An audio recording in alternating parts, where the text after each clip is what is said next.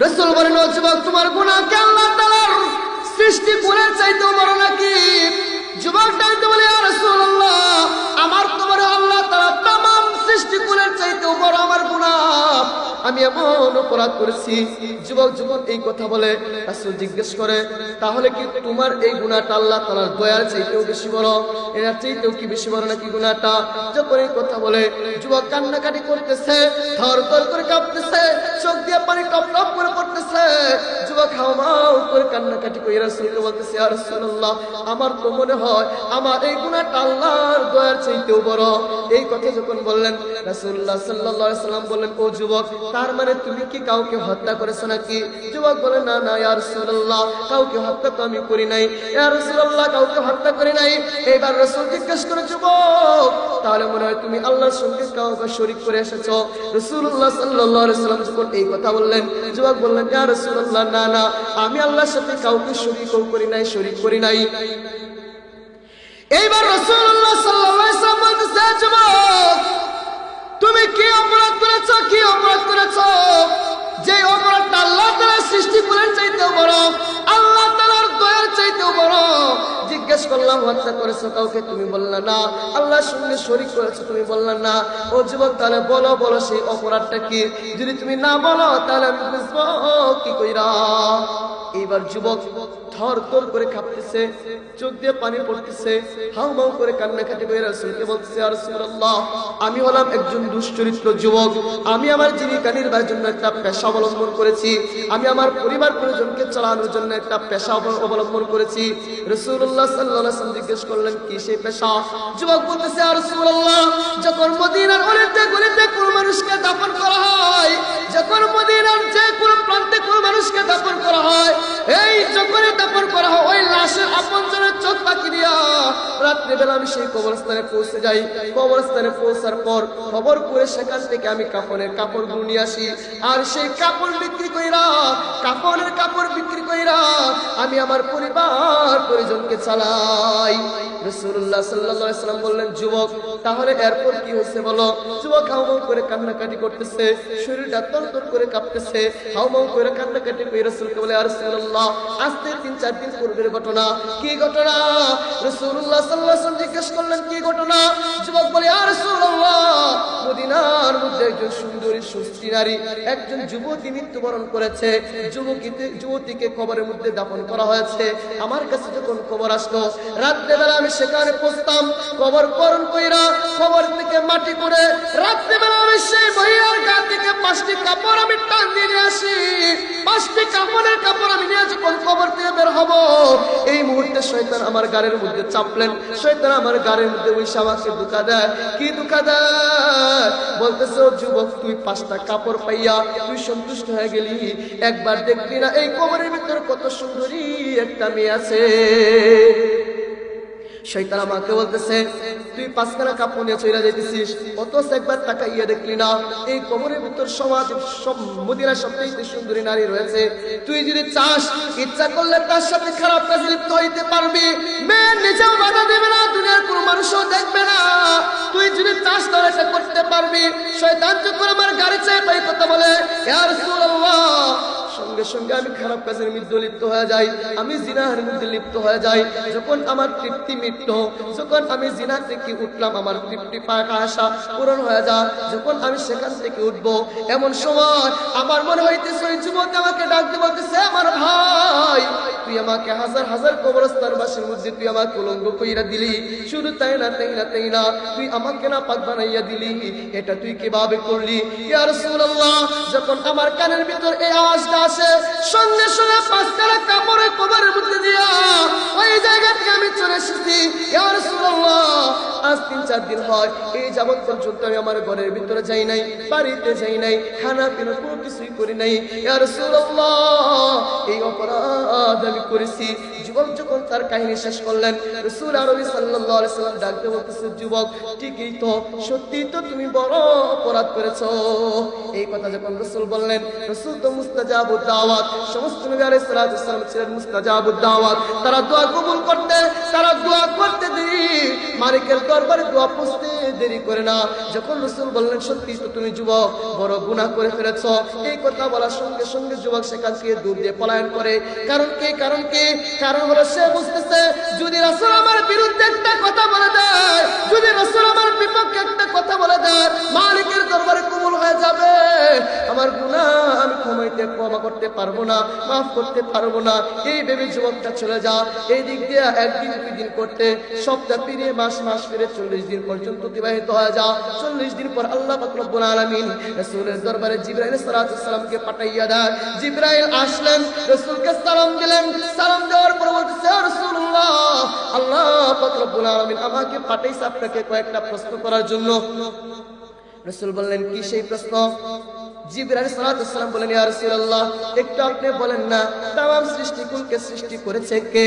আল্লাহ রাসূল বলেন, সমস্ত সৃষ্টিকুলকে সৃষ্টি করেছেন আল্লাহ, আমাকেও তো সৃষ্টি করেছেন আমার আল্লাহ। আবার জিবরাইল আলাইহিস সালাম প্রশ্ন করে, ইয়া রাসূলুল্লাহ, সমস্ত মাখলুকের রিজিক দেয় কে? রাসূল বললেন, तमाम সৃষ্টিকুলের রিজিক দেয় আমার মালিক আল্লাহ, আমাকেও তো রিজিক দেয় আমার আল্লাহ। আবার সাহাবী আবার জিবরাইল আলাইহিস সালাম রাসূলকে জিজ্ঞেস করলেন, ইয়া রাসূলুল্লাহ, সমস্ত মাখলুককে ক্ষমা করে কে? অপরাধীদেরকে ক্ষমা করে কে? রাসূল বললেন, সমস্ত মাখলুককে অপরাধীদেরকে ক্ষমা করেন আমার আল্লাহ, আমাকেও ক্ষমা করেন আমার আল্লাহ। এইবার জিবরাইল আলাইহিস সালাম বলেন, ইয়া রাসূলুল্লাহ, আজ থেকে 40 দিন পূর্বে আপনার নিকট একজন যুবক এসেছিল, যেই যুবক একজন নারীর সাথে কবরস্থানে জিনা লিপ্ত হয়েছিল। ওই যুবক আপনার নিকট এসেছিল ক্ষমা প্রার্থনা করার জন্য। ওই যুবকের কোনো খোঁজ খবর আপনার নিকট আসেনি? রাসূল বললেন, না, তার কোনো খোঁজ খবর আমার কাছে নাই। জিবরাইল আলাইহিস সালাম বললেন, ইয়া রাসূলুল্লাহ, যখন আপনি বললেন যে সে তো বড় অপরাধী, এই কথা বলার সঙ্গে সঙ্গে যুবক একান্তে পলায়ন করে মদিনার সবচেয়ে উঁচু পাহাড়ের মধ্যে উঠা, ওই জায়গায় উঠা মালিকের দরবারে হাত বাড়াইয়া দিয়া সেদিন থেকে আজ পর্যন্ত এখন পর্যন্ত হাউমাউ করে কান্নাকারি করতেছে। যুবকের চোখ দিয়ে কোনো পানি বের হয় না, রক্ত বের হয়। ইয়া রাসূলুল্লাহ, সে বারবার তওবা করতেছে।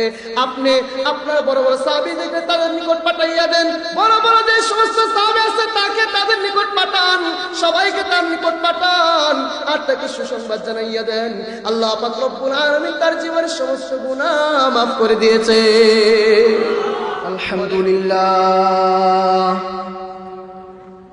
আলহামদুলিল্লাহ নাহমাদুহু ওয়া নাস্তাঈনুহু ওয়া নাস্তাগফিরুহু ওয়া নু'মিনু বিহি ওয়া নাতাওয়াক্কালু আলাইহি ওয়া নাউযু বিল্লাহি মিন শুরুরি আনফুসিনা ওয়া মিন সাইয়্যাতি আ'মালিনা। من يهده الله فلا مضل له ومن يضلله فلا هادي له ونشهد أن لا إله إلا الله وحده لا شريك له ونشهد أن سيدنا وسندنا وحبيبنا وحبيب ربنا وأولانا ومولانا محمدا عبده ورسوله أرسله بالحق بشيرا ونذيرا وداعيا إلى الله بإذنه وسراجا وقمرا منيرا. أما بعد فأعوذ بالله من الشيطان الرجيم. بسم الله الرحمن الرحيم. قل يا عبادي الذين أسرفوا على أنفسهم لا تقنطوا من رحمة الله إن الله يغفر الذنوب جميعا إنه هو الغفور الرحيم. صدق الله العظيم. وقال رسول الله صلى الله عليه وسلم التائب من الذنب كمن لا ذنب له أو كما قال عليه الصلاة والسلام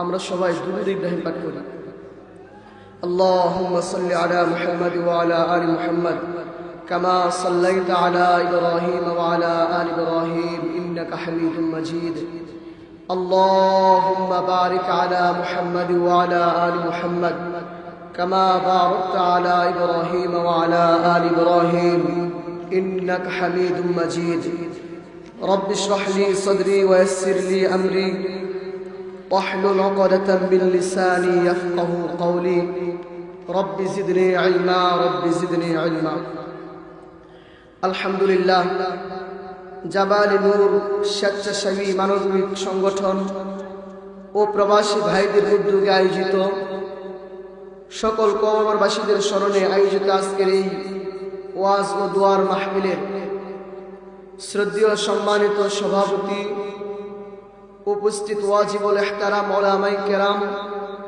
সম্মুখ পানে বসা দিন প্রিয় ইসলাম প্রিয় মুরব্বিয়ানে আইজম যুবক ভাইয়েরা স্নেহের ছোট ভাইয়েরা পর্দার আড়াল নিশিন উপস্থিত পরম শ্রদ্ধা সম্মানিতা মা ও বোনেরা মহান আল্লাহ জাল্লা শানুর দরবারে শুকরিয়া আদায় করছি যে মালিক আমাকে আপনাকে সুস্থ রেখে আমাদের হায়াতে বরকত দিয়ে উলামায়ে কেরামের এই মজলিসে আসার বসার আমাকে আপনাদের খেদমতে কিছু আলোচনা করার এবং আপনাদেরকেও আমলের নিয়তে শোনার তৌফিক দান করেছেন সেই মালিককে খুশি করার লক্ষ্যে অন্তর থেকে মহব্বতের সাথে সবাই জুড়ে সুরে আওয়াজ দিয়ে বলি আলহামদুলিল্লাহ লক্ষ কোটি দুরূদ সাইয়্যিদুল আম্বিয়া ইমামুল আম্বিয়া খাতামুল আম্বিয়া বিশ্ব মানবতার মুক্তির দূত হুজুর আকরাম মুহাম্মদ আরবি সাল্লাল্লাহু আলাইহি ওয়াসাল্লামের প্রতি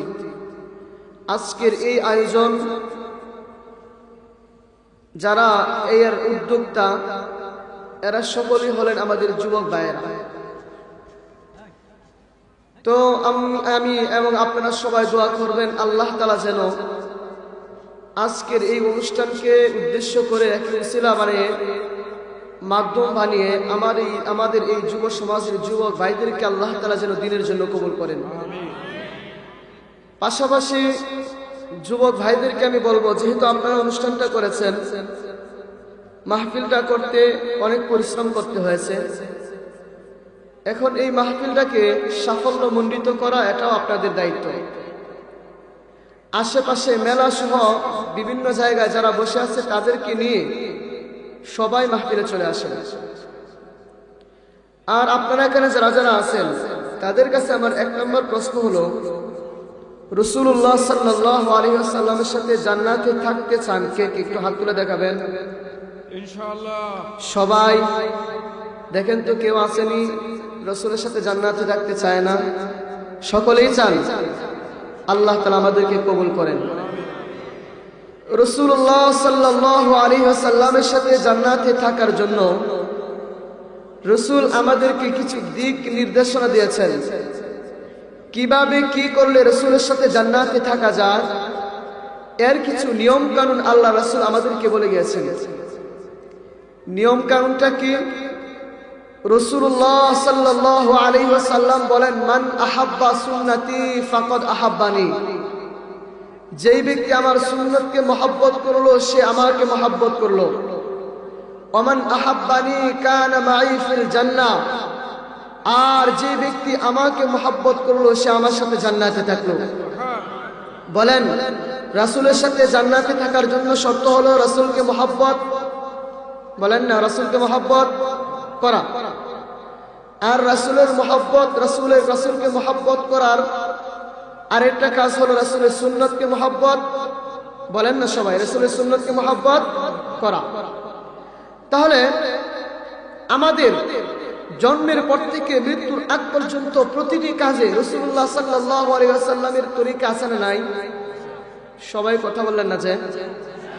আমার সাথে সবাই কথা বলতে হবে। বলেন, মসজিদে প্রবেশের সময় রাসূলের সুন্নাত আছে না নাই? মসজিদ থেকে বের হওয়ার সময় রাসূলের সুন্নাত আছে না নাই? খাবারের শুরুতে রাসূলের সুন্নাত আছে না নাই? মাঝে, শেষে, প্রতিটি কাজে কর্মে রাসূলুল্লাহ সাল্লাল্লাহু আলাইহি ওয়াসাল্লামের তরিকা আমাদের সামনে আছে, সুন্নত তরিকা আছে, সুন্নত নিয়ম কারণ আছে। আপনারা বলেন, রাসূলুল্লাহ সাল্লাল্লাহু আলাইহি ওয়াসাল্লাম যখন সাহাবায়ে কেরামকে নিয়ে ওয়াজ নসিহত করতেন, বয়ান করতেন, সেই সময় তো কোনো সুন্নত মনে হয় নাই? আসেনি? রাসূলের সুন্নত তরিকা আছে না? কি ছিল? আমরা যদি রাসূলুল্লাহ সাল্লাল্লাহু আলাইহি ওয়াসাল্লামের সিরাত এবং রাসূলুল্লাহ সাল্লাল্লাহু আলাইহি ওয়াসাল্লামের বাণী হাদিসগুলোকে সামনে আনি, তাহলে দেখতে পাই রাসূল আরবী সাল্লাল্লাহু আলাইহি ওয়াসাল্লাম যখন সাহাবায়ে কেরামকে নিয়ে ওয়াজ নসিহত করতেন, যখন বয়ান করতেন, তখন সাহাবায়ে কেরাম কিভাবে বসতেন আমরা দেখতে পাই। একজন সাহাবীর গায়ের সাথে আরেকজন সাহাবীর শরীর গা লেগে লেগে বসতো, কারো সামনে কোনো ফাঁকা জায়গা থাকতো না। এটা ছিল তাদের নমুনা, এটা একটা সুন্নত। তাহলে আমার আপনার সামনে যদি রাসূলের সুন্নতকে জিন্দা করতে চাই, যদি সামনে ফাঁকা থাকে, তাহলে রাসূলের সুন্নত জিন্দা হবে? রাসূলের সুন্নত পালন করা হবে? এই জন্য আমার কথা, যে যে রাসূলের সাথে জান্নাতে থাকতে চান, রাসূলকে মহব্বত করতে চান, রাসূলের সুন্নত পালন করতে চান, তার সামনে 1 ইঞ্চি জায়গাও ফাঁকা থাকবে না। একেবারে আমার এই কাজ পর্যন্ত আসেন, সম্পূর্ণ জায়গা পূরণ করে কাছে কাছে আসেন। সবাই সবাই, কেউ নিজের আপন জায়গায় থাকবেন না, সবাই কাছে কাছে আসেন, একেবারে কাজ পর্যন্ত। রাসূলের সাথে জান্নাতে থাকার জন্য এটা একটা কাজ। হ্যাঁ, একেবারে কাজ পর্যন্ত আসেন। আওয়াজ নাই, আওয়াজ নাই, সবাই কাছে কাছে আসেন। আর এইদিকে সেদিকে যারা ঘোরাফেরা করতেছেন তাদেরকে বলবো তারাও চলে আসেন।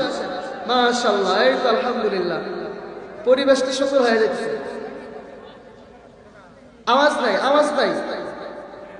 হ্যাঁ, ফাঁকা জায়গাগুলো পূরণ করি। আল্লাহ তাআলা আমাদের সবাইকে কবুল করেন। সবাই বলেন আমিন। বলেন তো, আমাদেরকে কে সৃষ্টি করেছে? আল্লাহ। হ্যাঁ, এই আওয়াজটা যেন শেষ পর্যন্ত থাকে। বলেন, আমাদের সৃষ্টিকর্তা কে? আল্লাহ। আল্লাহ আমাদের সৃষ্টিকর্তা। আল্লাহ হলেন খালেক, আমরা হলাম মাখলুক। আল্লাহ তাআলা আমাদেরকে সৃষ্টি করেছেন, সৃষ্টি করে দুনিয়াতে পাঠিয়েছেন। দুনিয়াতে পাঠানোর পর আল্লাহ তাআলা আমাদেরকে কিছু দিক নির্দেশনা দিয়েছেন। আল্লাহ, আওয়াজ নাই ভাইজানরা, কথা বলবেন না, যুবক ভাইরা আওয়াজ নেই, কেউ আওয়াজ করবেন না, বাড়তি আওয়াজের প্রয়োজন নেই। হ্যাঁ, তো আল্লাহ তাআলা আমাদেরকে দুনিয়াতে পাঠিয়েছেন, পাঠানোর পর কিছু দিক নির্দেশনা দিয়েছেন। আল্লাহ তাআলা বলে দিয়েছেন, বান্দা, কিছু কাজ রয়েছে এমন, এগুলো হচ্ছে হালাল, তোমরা এই হালাল কাজগুলো করবা।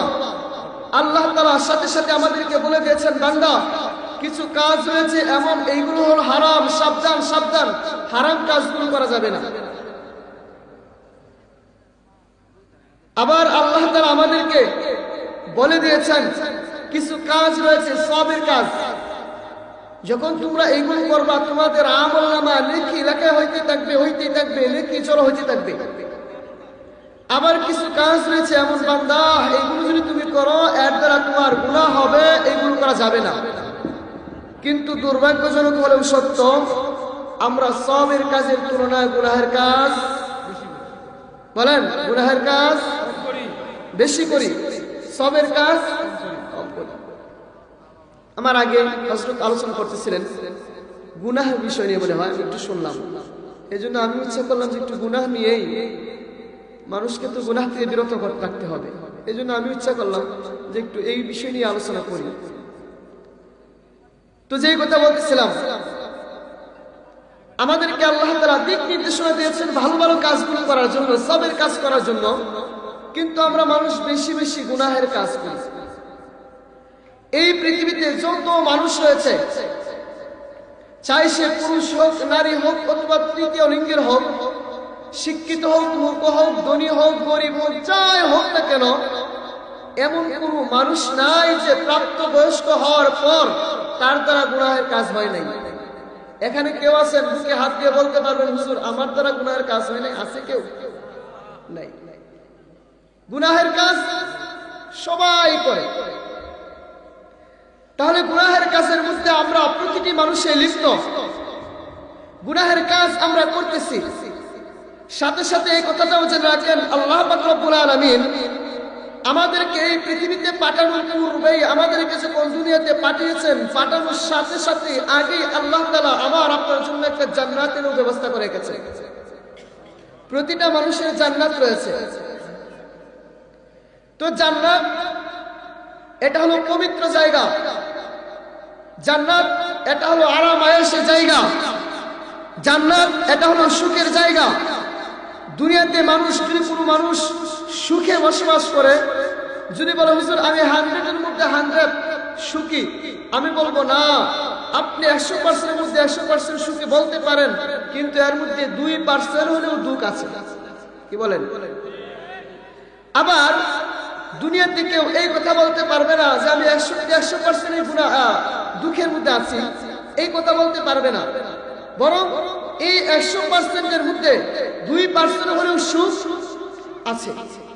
কিন্তু পরকাল তো এমন এক জায়গা, যেই জায়গার মধ্যে এক জায়গা জান্নাত, জান্নাতের ভিতর সুখ রয়েছে, জান্নাতের ভিতর সুখ রয়েছে, এমন সুখ যে সুখটা 100-এর মধ্যে 100%, 100 থেকে 100% সুখ, এর মধ্যে 1% দুঃখ নাই।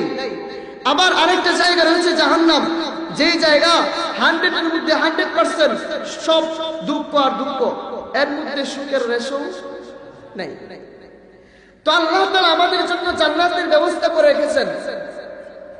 প্রত্যেকটা মানুষের জান্নাত রয়েছে।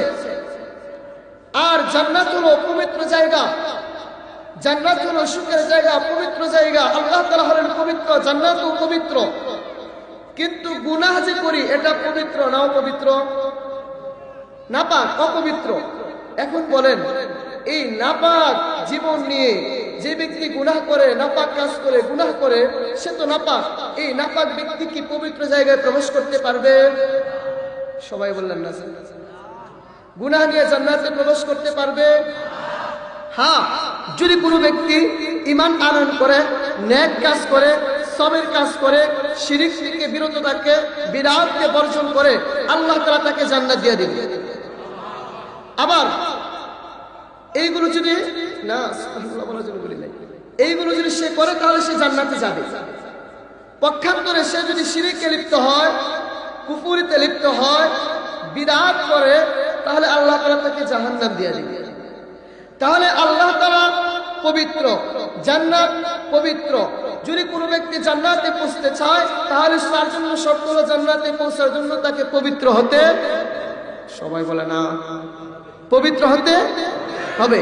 যদি কোনো ব্যক্তি গুনাহ করে ফেলেছে, তাহলে গুনাহ থেকে যদি করে ফেলে, তবু আল্লাহ তাআলা তাকে জান্নাত দিবে। তবে তাকে জান্নাত দেওয়ার আগে আল্লাহ তাআলা তাকে পবিত্র করে তার উপর জান্নাত দিবে। তাহলে এই অল্প সময়ের আলোচনা দ্বারা জানলাম গুনাহ হলো নাপাক, গুনাহ নাপাক, নাপাক নিয়ে কেউ জান্নাতে প্রবেশ করতে পারবে না। এখন কথা হলো এই গুনাহগুলো আমরা মুছবো কিভাবে? মাঝে মাঝে মোবাইলের ভিতর বিভিন্ন সময় কি থাকে, এই ভাইরাস টাইরাস এগুলো থাকে। আমরা মাঝে মাঝে কি করি, মেমোরিকে ফরম্যাট দিই, ফরম্যাট দেওয়ার পরে সব কিছু ডিলিট হয়ে যায়। আল্লাহ তাআলা যদি কোনো বান্দাকে জান্নাতে প্রবেশ করাইতে চায়, যদি তার গুনাহ হয়ে যায়, আল্লাহ তাআলা তার জীবনের গুনাহগুলো মোচন করার জন্য, ফরম্যাট দেওয়ার জন্য একটা ব্যবস্থা করে রেখেছেন, তার নাম হলো তওবা। বলেন তার নাম কি? মাশাআল্লাহ, আমার খুব ভালো লাগছে আপনাদের। এইভাবেই শেষ পর্যন্ত আমার সাথে কথা বলবেন। তার নাম তওবা। এখন বলবেন হুজুর তওবাটা কি? তওবা জিনিসটা কি? তওবা এর আবিধানিক অর্থ হলো প্রত্যাবর্তন করা, ফিরে আসা, অনুতপ্ত হওয়া, অনুশোচনা করা। পরিভাষায় তওবা বলা হয় আল্লাহ তাআলার নাফরমানি থেকে, আল্লাহ তাআলার অবাধ্যতা থেকে আল্লাহ তাআলার আনুগত্যের দিকে প্রত্যাবর্তন করা। অর্থাৎ আল্লাহ তাআলার নাফরমানি থেকে আল্লাহ তাআলার আনুগত্যের দিকে প্রত্যাবর্তন করার নামই হচ্ছে তওবা। আল্লাহ তাআলা বলেন, وتوبوا إلى الله جميعا أيها المؤمنون لعلكم تفلحون وتوبوا إلى الله جميعا أيها المؤمنون لعلكم تفلحون الله পাক রব্বুল আলামিন বলেন হে মুমিনেরা তোমরা আল্লাহ তাআলার নিকট তওবা করো ফলাফল কি আল্লাহ পাক রব্বুল আলামিন বলেন লাআল্লাকুম তুফলিহুন যেন তোমরা সফল হইতে পারো সফল হইতে পারো ভিন্ন আয়াতে আল্লাহ পাক রব্বুল আলামিন বলেন ইয়া আইয়ুহাল্লাযীনা আমানু তুবু ইলাল্লাহি তাওবাতান নাসুহা আল্লাহ পাক রব্বুল আলামিন বলেন হে ঈমানদারেরা তোমরা আল্লাহ তাআলার নিকট তওবা করো কেমন তওবা তওবা নাসুহা আন্তরিক তওবা কি হবে আল্লাহ পাক রব্বুল আলামিন বলেন আসা রাব্বুকুম আইয়ুকাফিরা আনকুম সাইয়্যাতিকুম আশা করা যায় তোমাদের রব তোমাদের গুনাহগুলো ক্ষমা করে দিবেন ও বান্দা যদি তোমরা তওবা নাসুহা করতে পারো আন্তরিক তওবা করতে পারো রব্বে কাবা জানাইয়া দেয় আসা রাব্বুকুম আইয়ুকাফিরা আনকুম মাওলা পাক রব্বুল আলামিন তোমাদের গুনাহগুলো maaf করে দিবে সুবহানাল্লাহ বলুন আসা রাব্বুকুম আইয়ুকাফিরা আনকুম সাইয়্যাতিকুম রব তোমাদের গুনাহগুলো maaf করে দিবে শুধু তাই না ওয়া ইউদখিলাকুম জান্নাতিন তাজরি মিন তাহতিহাল আনহার আল্লাহ পাক রব্বুল আলামিন তোমাদের কেমন জান্নাতের ভিতর প্রবেশ করাবে যে জান্নাতের তলদেশ দিয়ে নহর প্রবাহিত হয় ভিন্ন আয়াতে পাওয়া যায় কিসের নহর অনেক জাতের নহর চার জাতের নহর রয়েছে মধুর নহর শরাবের নহর মিষ্টি পানির নহর দুধের নহর ওই জান্নাতের ভিতর আমাকে আপনাকে আল্লাহ তাআলা প্রবেশ করাবে তো এই আয়াতের ভিতর আল্লাহ তাআলা বলতেছে ইয়া আইয়ুহাল্লাযীনা আমানু তুবু ইলাল্লাহি তাওবাতান নাসুহা হে ঈমানদারেরা তোমরা আল্লাহ পাক রব্বুল আলামিনের নিকট আন্তরিক তওবা করো কি হবে আল্লাহ তাআলা বলেন আসা রাব্বুকুম আইয়ুকাফিরা আনকুম সাইয়্যাতিকুম রব্বে কাবা তোমাদের গুনাহগুলো maaf করে দিবে যদি কোনো ব্যক্তি তওবা নাসুহা করে আন্তরিক তওবা করার পর বুক ভরা আশা নিয়া রব্বে কাবার দরবারে হাতটা বাড়াইয়া দেয় আর মালিককে ডাকে বলে মালিক গুনাহ করেছি অপরাধ করেছি মাওলা আমরা গুনাহে লিপ্ত হয়েছি মাওলা ক্ষমা করে দাও বুক ভরা আশা নিয়ে হাত বাড়াইলাম যদি কোনো ব্যক্তি বুক ভরা আশা নিয়ে মালিকের দরবারে হাত বাড়ায় আমার মাওলা তার জীবনের সমস্ত গুনাহ maaf করে দিবে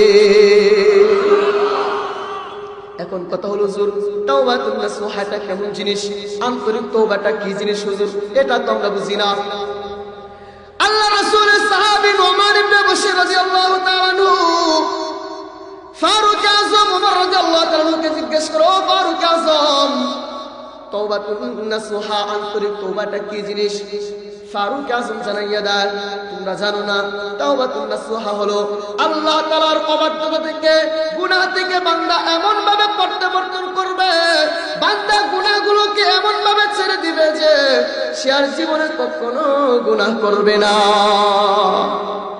এর নাম হলো তাওবাতুন নাসুহা গুনাহ করেছি রব একবার জীবনে গুনাহ করেছি তওবা করলাম দ্বিতীয়বার আর এই গুনাহ হবে না এর নাম হলো তাওবাতুন নাসুহা যদি কোনো ব্যক্তি তওবা করে কি হবে আমার মালিক বলেন ইন্নাল্লাহা ইউহিব্বুত তাওয়াবিন আল্লাহ পাক রব্বুল আলামিন তওবাকারীদেরকে ভালোবাসেন আল্লাহ তাআলা তওবাকারীদেরকে ভালোবাসেন মহব্বত করেন পছন্দ করেন কেমন ভালোবাসেন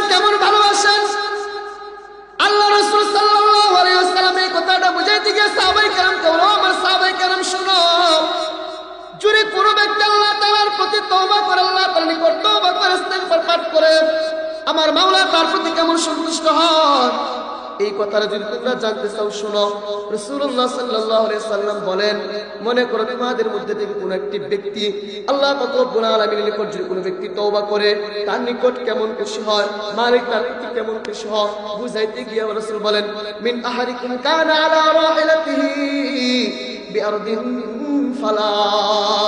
রাসূল বলেন, মনে করো তোমাদের মধ্যে থেকে কোনো একজন ব্যক্তি দূরবর্তী সফরের জন্য রওনা হয়েছে, মরুর প্রান্তরে সে সফর করবে, মরুর প্রান্তরে সে সফর করবে, মরুর প্রান্তরে সফর করার জন্য সে রওনা হয়েছে। তার সাথে রয়েছে তার উট, ওই সময় সওয়ারি ছিল উট, আর সেই উটের উপর তার খাবার রয়েছে, পানিও রয়েছে। এই পানি আর খাবার নিয়ে উট নিয়ে সে সফরের মধ্যে রওনা হয়েছে। সফর করতেছে করতেছে দীর্ঘ পথ পর্যন্ত সে পাড়ি দিল।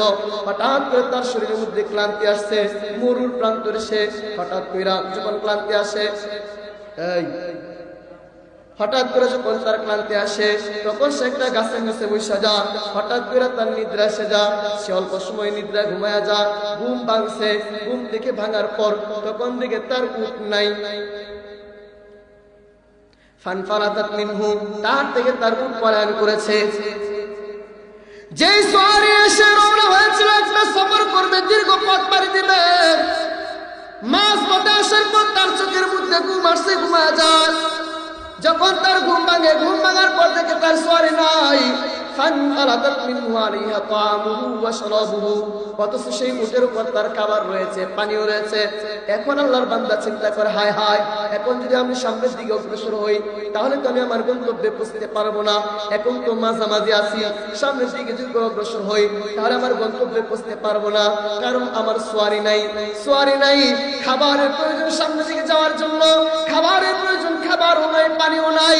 এখন নিশ্চিত আমি সামনের দিকে অগ্রসর যদি হয় তাহলে আমার মৃত্যু নিশ্চিত, আমি মৃত্যুবরণ করব, আমার গন্তব্যে আমি পৌঁছতে পারবো না। আবার যদি পিছন দিয়ে ফিরে যেতে চাই, যে জায়গা থেকে রওনা হয়েছিলাম সেখানে যেতে চাই, সেই জায়গাও আমি পৌঁছতে পারবো না, কারণ সেই জায়গা পৌঁছার জন্য যে পরিমাণ খাবারের প্রয়োজন, পানির প্রয়োজন তা আমার নাই, আমার সওয়ারিও নাই। এখন কি করবো? আল্লাহর বান্দা ভাবতেছে, সামনে গেলেও মৃত্যু, পিছনে গেলেও মৃত্যু, তো কি করা যায়? তিনি চিন্তা ভাবনা কইরা বললেন, মরতে যদি হবে, মরতে যেতে হবে, তো মৃত্যুবরণ এখানেই করবো। আল্লাহর বান্দা বৈশা যা। হঠাৎ কইরা দেখে সে তো তার জীবন থেকে নৈরাশ, নিশ্চিত সে মৃত্যুবরণ করবে। খাবার নাই, পানিও নাই, উঠেও নাই, মৃত্যুবরণ নিশ্চিত। আল্লাহর নাম নিয়ে সে বৈশা যা, মৃত্যুবরণ এখানেই করবো, সমস্যা নাই। এই ব্যক্তি যখন বৈশা যা, হঠাৎ করে দেখে তার সামনে তার উট উপবিষ্ট। হঠাৎ করে দেখে তার সামনে তার উট দাঁড়িয়ে আছে, সেই উটের উপর তার খাবারও রয়েছে, পানিও রয়েছে। আল্লাহর বান্দা যখন দেখে, হায় হায়, আমার উট আমার নিকট ফিরে এসেছে, সঙ্গে সঙ্গে তার রশির মধ্যে ধরলেন, ধইরা তিনি খুশিতে বলতে চাইতেছিলেন, আল্লাহুম্মা আনতা আবদি ওয়া আনা রাব্বুকা। ওই ব্যক্তি বলতে চাইছিল, মাওলা, আমি তোমার গোলাম, তুমি আমার মুনিব। কিন্তু এত বেশি খুশি হয়েছে, খুশিতে ওই ব্যক্তি বলে ফেলল, আল্লাহুম্মা আনতা আবদি ওয়া আনা রাব্বুকা, ও মাওলা, তুমি আমার গোলাম, আমি তোমার মুনিব। গুনাহ মানে খুশিতে আত্মহারা হইয়া এরকম বইরা ফেলাইছে। আফতা মিন শিদ্দাতিল ফারহি, ভুলটা করছে অধিক খুশির কারণে। উট পাইছে মানে তার জীবন ফিরে পাইছে, আর তার জীবন ফিরে পাইছে যতটা খুশি আছে। হাদিসের ভিতর রাসূলুল্লাহ সাল্লাল্লাহু আলাইহি ওয়াসাল্লাম বলে, ও আমার সাহাবায়ে কেরাম শোনো, তোমাদের মধ্য থেকে যদি কোনো এক ব্যক্তি, কোনো ব্যক্তি, আল্লাহ বলা ব্যক্তি, যে ব্যক্তি সারাটা জীবন জিনা করেছে, ব্যভিচার করেছে, গুনাহে লিপ্ত হয়েছে, এমন ব্যক্তি যদি মালিকের দরবারে তওবা ইস্তেগফার করে ফিরে আসে, ওই ব্যক্তি তার উট ফিরে পেয়ে যতটা খুশি হয়েছে, আমার মালিক রব্বুল আলামিন তার চাইতে 1000 গুণ বেশি খুশি হয়, অনেক খুশি হয়। এই জন্যই তো আল্লাহ তাআলা আমাদেরকে ভালোবাসেন, মহব্বত করেন, আমাদেরকে খুব পছন্দ করেন। বারবার আল্লাহ তাআলা বলেন, বান্দা আয় আয় আয়, ফিরে আয়, ফিরে আয়, তওবা কর, ইস্তেগফার পাঠ কর। কিন্তু আমরা এমন মানুষ, তওবা ইস্তেগফার পাঠ করতে চাই না, মালিকের দরবারে ফিরতে চাই না, মালিককে আমরা তওবা ইস্তেগফারের মাধ্যমে খুশি করতে চাই না। অথচ আল্লাহ তাআলা আমাদেরকে ভালোবাসেন, আমাদের তওবার দ্বারা মালিক খুশি হন, আমাদের তওবার কারণে মালিক অনেক খুশি হন। হাদিসের ভিতর পাওয়া যায়, রাসূল আরবি সাল্লাল্লাহু আলাইহি ওয়াসাল্লাম বলেন, মালিকের দরবারে যখন বান্দা আসে, মালিক তো এমন খুশি হয়, বান্দাকে ক্ষমা করার জন্য মালিক 24টা ঘন্টা অপেক্ষায় থাকে, কখন আমার বান্দাটা আমার কাছে ফিরে আসবে, কখন আমার বান্দাটা আমার নিকট তওবা ইস্তেগফার পাঠ করবে, কখন আমার বান্দাটা আমি মালিককে একবার আল্লাহ বলবে, কখন আমার বান্দা মসজিদে এসে নামাজ আদায় করবে। আমার ক্ষুদ্র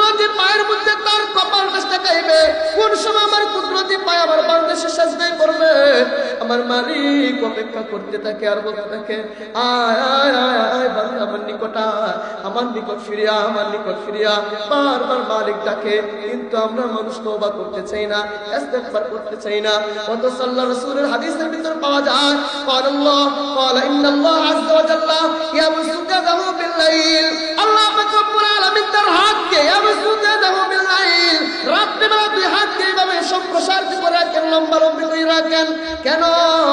ইয়াতুবা মুসিউন নাহার, দিনের বেলা যে সমস্ত মানুষরা গুনাহ করেছে, দিনের বেলা যে সমস্ত মানুষরা পাপাচার করেছে, দিনের বেলা যে সমস্ত মানুষরা সুদ খেয়েছে, ঘুষ খেয়েছে, দিনের বেলা যে সমস্ত মানুষরা নামাজ ছেড়ে দিয়েছে, দিনের বেলা যে সমস্ত মানুষরা গুনাহে লিপ্ত হয়েছে, যে সমস্ত মানুষরা তার দাড়িগুলো কেটে ফেলেছে, যে সমস্ত মানুষরা বিভিন্ন পয়সা কাজের মধ্যে দিনের বেলা লিপ্ত হয়েছে, লিয়াতুবা নাহার, ওই সমস্ত মানুষেরা যেন রাতের বেলা মালিকের দরবারে তওবা করতে পারে, ইস্তেগফার করতে থাকে, আল্লাহর তাআলার নিকট ইস্তেগফার পাঠ করতে পারে, যেন ক্ষমা চাইতে পারে। এই জন্য মালিক তার হাতকে রাত্রে বেলা এভাবে সম্প্রসারিত করে রাখেন। শুধু তাই না, হাদিসের শেষে পাওয়া যায় ওয়ায়াবসুতুহু বিন-নাহার লিয়াতুবা মুসিউল লাইল, আল্লাহ পাক রব্বুল আলামিন দিনের বেলা হাতকে বাবা লম্বা লম্বি করে রাখেন, প্রসারিত করে রাখেন। কেন? কারণ কি? কারণ হলো লিয়াতুবা মুসিউল লাইল, রাতের বেলা যে সমস্ত বান্দারা অপরাধ করেছে, গুনাহ করেছে, বিভিন্ন ফাহিশা খারাপ কাজে লিপ্ত হয়েছে, বিভিন্ন কাজের মধ্যে লিপ্ত হয়েছে, জিনা ব্যভিচারের মধ্যে লিপ্ত হয়েছে, রাতের বেলা সারা রাত সে গুনাহ করেছে, ওই বান্দা যেন দিনের বেলা মালিকের দরবারে হাত বাড়াইয়া মালিকের কুদরতি পায়ে সিজদা দিয়া মালিকের নিকট তওবা ইস্তেগফার করতে পারে। এই জন্য মালিক তার হাতকে এভাবে লম্বা করে রাখেন, সম্প্রসারিত করে রাখেন। কতক্ষণ কতক্ষণ কতক্ষণ? হাদিসে রাসূল বলেন হাত্তা তাতলুআ শামসু মিন মাগরিবিহা, যতক্ষণ পর্যন্ত আল্লাহ পাক রব্বুল আলামিন তার হাতকে এভাবে প্রসারিত করে রাখেন, যতক্ষণ পর্যন্ত পশ্চিম দিগন্তে সূর্য উদিত না হয়, অর্থাৎ কালকে আমাদের পূর্বে পশ্চিম দিগন্তে সূর্য উদিত হবে, ওই সূর্য উদিত হওয়ার আগ পর্যন্ত মালিক রব্বুল আলামিন তার গুনাহগার বান্দাকে ক্ষমা করার জন্য তার দুই হাত লম্বা করে রাখে। আল্লাহ তাআলা আল্লাহ আয় বান্দা আয় আয়, তোরা আমি ক্ষমা করতে রাজি। আল্লাহ তাআলা হাতকে বলেন কি পাইলাম? আল্লাহ চায় বান্দাকে ক্ষমা করতে, আল্লাহ চায় বান্দাকে মাফ করতে, আল্লাহ চায় বান্দার গুনাহগুলো মাফ করে দিতে। এই জন্য আল্লাহ তাআলা এভাবে হাত বাড়াইয়া রাখেন, বারবার বান্দাকে রাখেন, বান্দা আয় আয় আয়। আল্লাহ জানেন আমরা গুনাহ করব, আল্লাহ জানেন মানুষ গুনাহ করবে। রাসূল আরবি সাল্লাল্লাহু আলাইহি ওয়াসাল্লাম হাদিসের ভিতর বলেন কুল্লু বানি আদম খাত্তাউন, প্রত্যেক আদম সন্তান গুনাহগার, প্রত্যেক মানুষ গুনাহগার, তবে হ্যাঁ তাদের মধ্যে সর্বোত্তম কে? খায়রুল খাত্তাইন আত-তাওয়াবুন, তাদের মধ্যে সর্বোত্তম হলো তারা যারা গুনাহ করার পর মালিকের দরবারে হাজিরা দেয়, মালিকের দরবারে যারা হাজিরা দেয় এরা হলো উত্তম। এই জন্যই তো বারবার আল্লাহ তাআলা বলেন ওয়াতুবু ইলাল্লাহ, আল্লাহ পাক রব্বুল আলামিন এই জন্য বারবার বলেন আসো আসো তওবা করো, আল্লাহ তাআলা দিয়ে প্রত্যাবর্তন করো, মালিকের দরবারে আসো, বারবার ডাকেন আসো আসো আসো, ক্ষমা প্রার্থনা করো, ক্ষমা প্রার্থনা করো, মালিকের দরবারে তোমরা ফিরে আসো। এই জন্য বারবার আল্লাহ তাআলা ডাকেন বান্দা আয় আয় আয়। রাসূলুল্লাহ সাল্লাল্লাহু আলাইহি ওয়াসাল্লামের হাদিসের ভিতর আরো পাওয়া যায়, রাসূল আরবি সাল্লাল্লাহু আলাইহি ওয়াসাল্লাম বলেন বান্দাকে ক্ষমা করার জন্য আল্লাহ তাআলা কোরআনুল কারীমের ভিতর কি বলেন? আল্লাহ তাআলা বান্দাকে ক্ষমা করার জন্য পাগল। কেমন পাগল? কেমন পাগল? আর আমরা তো গুনাহ করার পর নিরাশ হয়ে যাই, নিরাশ হয়ে যাই। আল্লাহ তাআলা তার রাসূলের মাধ্যমে জানাইয়া দেন, ও রাসূল আপনি আমার ওই সমস্ত উম্মতদেরকে জানাইয়া দেন কুল ইয়া ইবাদিয়াল্লাযীনা আসরাফু আলা আনফুসিহিম লা তাকনাতু মির রাহমাতিল্লাহ। আল্লাহ পাক রব্বুল আলামিন তার হাবিব রাসূলের মাধ্যমে জানা, ও রাসূল আপনি আমার ওই সমস্ত মানুষদেরকে বলে দেন, ওই সমস্ত বান্দাদেরকে বলে দেন যারা গুনাহ করেছে, নিজেদের উপর সীমা লঙ্ঘন করে ফেলেছে, নিজেদের উপর জুলুম করে ফেলেছে, ওই সমস্ত বান্দাদেরকে জানাইয়া দেন লা তাকনাতু মির রাহমাতিল্লাহ, তারা যেন আল্লাহর রহমত থেকে নৈরাশ না হয়, নিরাশ না হয়, নিরাশ না হয়। কারণ কি? ইন্নাল্লাহা ইয়াগফিরুয যুনুবা জামিআ, আল্লাহ পাক রব্বুল আলামিন সমস্ত গুনাহগুলো ক্ষমা করে দিবে। কারণ কি? কারণ হলো তিনি ইন্নাহু হুয়াল গফুরুর রহিম, তিনি হলেন ক্ষমাশীল দয়ালু। আল্লাহ তাআলা চায় বান্দার গুনাহগুলো ক্ষমা করতে। বান্দা গুনাহ করুক, এটা গুনাহ করার পর আল্লাহর নিকট ফিরে আসুক, এটা আল্লাহ চায়। রাসূলুল্লাহ সাল্লাল্লাহু আলাইহি সাল্লামের হাদিসের ভিতর পাওয়া যায়, রাসূল আরবি সাল্লাল্লাহু আলাইহি সাল্লাম হাদিস বর্ণনা করে, আমার সাহাবায়ে কেরাম শুনো, সেই সত্তার শপথ, সেই সত্তার কসম যার হাতে আমি মুহাম্মাদের জীবন, যার হাতে আমি মুহাম্মাদের জীবন, সেই সত্তার কসম। শুনো, তোমাদেরকে বলি, যদি তোমরা আসমান জমিন সম পরিমাণ গুনাহ করে ফেলো, আসমান পরিমাণ গুনাহ করে ফেলেছো, জমিন পরিমাণ গুনাহ করে ফেলেছো, আসমান আর জমিন পরিমাণ যদি তোমরা গুনাহ করে ফেলো, ও বান্দা, এরপর যদি তোমরা মালিকের দরবারে হাজিরা দিয়ে যদি একবার মালিককে ডাক দাও, আমার মালিক তোমাদের জীবনের সমস্ত গুনাহ মাফ করে দিবে। হাদিসের শেষের অংশে রাসূল বলেন, ও সাহাবায়ে কেরাম শুনো, তোমাদেরকে আরেকটা কথা বলি। সাহাবায়ে কেরাম বললেন, ইয়া রাসূলুল্লাহ, কি আর বলবেন, একটু বলেন না। রাসূল বলেন, আমার সাহাবায়ে কেরাম, আল্লাহ পাক রব্বুল আলামিনের শপথ, সেই সত্তার শপথ যার হাতে আমি মুহাম্মাদের জীবন, তোমরা শুনো, যদি তোমরা গুনাহ না করতাম, যদি তোমরা অপরাধ না করতাম, যদি তোমরা বিভিন্ন খারাপ কাজের মধ্যে লিপ্ত না হইতা, আর আল্লাহ তাআলার নিকট ক্ষমা প্রার্থনা না করতা, তাহলে আল্লাহ পাক রব্বুল আলামিন এমন এক সৃষ্টি করত, এমন এক জাতিকে সৃষ্টি করত, যারা গুনাহ করত, গুনাহ করার পর মালিকের দরবারে আবার তওবা ইস্তেগফার করত। এই হাদিসের ব্যাখ্যায় মুহাদ্দিসিনে কেরাম বলেন, কি বলেন যে রব্বে কাবার নিকট তওবা এত প্রিয়, কেমন প্রিয়, যদি আল্লাহ তাআলা আমরা যদি গুনাহ না করতাম, আমরা যদি অপরাধ না করতাম, মালিক আমাদেরকে পরিবর্তন কইরা ভিন্ন এক জাতি আনতেন, যে জাতি অপরাধ করত, গুনাহ করত, গুনাহ করার পর মালিকের দরবারে আবার হাজির দিত। আল্লাহ তাআলা তওবাকে এত ভালোবাসেন যে আমরা যদি গুনাহ না করতাম, অপরাধ না করতাম, আল্লাহ তাআলা আমাদের পরিবর্তে নতুন একটা জাতি তৈরি করত, নতুন একটা সৃষ্টি নিয়ে আসতো, যারা গুনাহ করত, অপরাধ করত, আবার মালিকের দরবারে কান্নাকাটি করত। তাহলে তওবা কেমন প্রিয় বলেন না? আপনারা ঘুমায় গেছেন? আল্লাহ তাআলার নিকট তওবা অনেক এই জন্যই যদি আমরা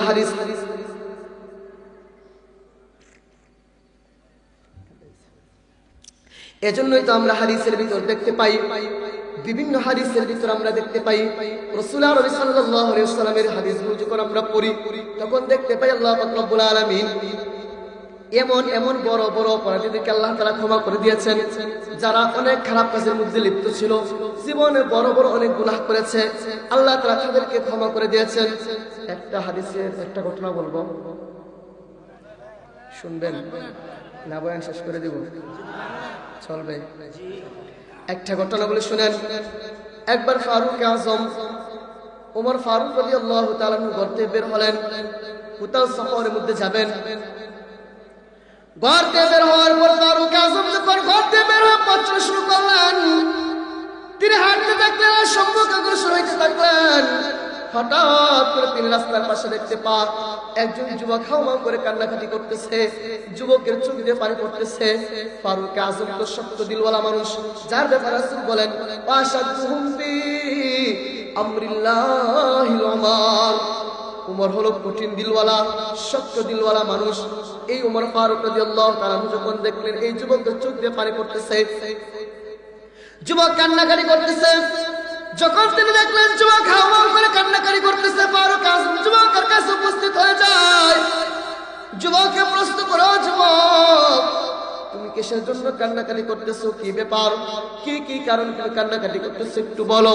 যুবক ডাক দিয়ে বলে, ফারুক আজম শুনেন, আমি কেন কান্নাকাটি করতেছি, তবে হ্যাঁ আমি কেন কান্নাকাটি করতেছি, আমি অনেক বড় অপরাধ করেছি, গুনাহ করেছি, এই জন্য আমি কান্নাকাটি করতেছি। ফারুক আজম বলতেছে, কি সেই গুনাহ, যে গুনাহ তুমি অপরাধ করেছো? যুবক বলতেছে, ফারুক আজম শুনেন, আমি এমন এক অপরাধ করেছি, এমন এক গুনাহ করেছি, আমার মন বলতেছে এমন এই গুনাহ আল্লাহ তাআলা ক্ষমা করবে না, এই গুনাহ আল্লাহ তাআলা কখনো মাফ করবে না, এমন গুনাহ আমি করে ফেলেছি। ফারুক আযম বলতেছে যুবক একটু থামো, শুনো তুমি কেমন গুনাহ করেছো যে মালিক তোমাকে ক্ষমা করবে না, একটু শান্ত হও। অবশ্যই আল্লাহ তাআলা রহমান, আল্লাহ তাআলা হলেন রহিম, আল্লাহ তাআলা গফফার, আল্লাহ তাআলা গফুর, অবশ্যই তিনি ক্ষমা করবেন। একটু শান্ত হও, একটু শান্ত হও। যুবক ডাকতে বলতেছে ও ফারুক আযম, যদি আপনি আমাকে শান্ত করতে চান তাহলে আমাকে রাসূলের দরবারে নিয়ে চলেন। যুবক বলতেছে ফারুক আযম আমাকে রাসূলের দরবারে যান, রাসূলের কাছে যান, রাসূলুল্লাহ সাল্লাল্লাহু আলাইহি ওয়াসাল্লামের মাধ্যমে আমাকে সুপারিশ করাইয়া আমার গুনাহগুলো মাফ করাইয়া দেন। যদি রাসূলুল্লাহ সাল্লাল্লাহু আলাইহি ওয়াসাল্লামের মাধ্যমে সুপারিশ করাই আমার গুনাহগুলো মাফ করাইতে পারেন তাহলেই না আমি শান্ত হব, কিন্তু গুনাহ যতক্ষণ থাকে আমি শান্ত হতে পারি না। ফারুক আযম বললেন তাহলে চলো আমার সঙ্গে চলো। রাসূলুল্লাহ সাল্লাল্লাহু আলাইহি ওয়াসাল্লামের দরবারে যাই। ফারুক আযম যুবককে নিয়ে যাইতেছে। ফারুক আযম উমর ফারুক রাদিয়াল্লাহু তাআলার চোখেও পানি, যুবকের চোখেও পানি। রাসূলুল্লাহ সাল্লাল্লাহু আলাইহি ওয়াসাল্লামের দরবারে গিয়া যুবককে বলতেছে যুবক দাঁড়াও, আমি দেখি রাসূলের হালত কি অবস্থা কি।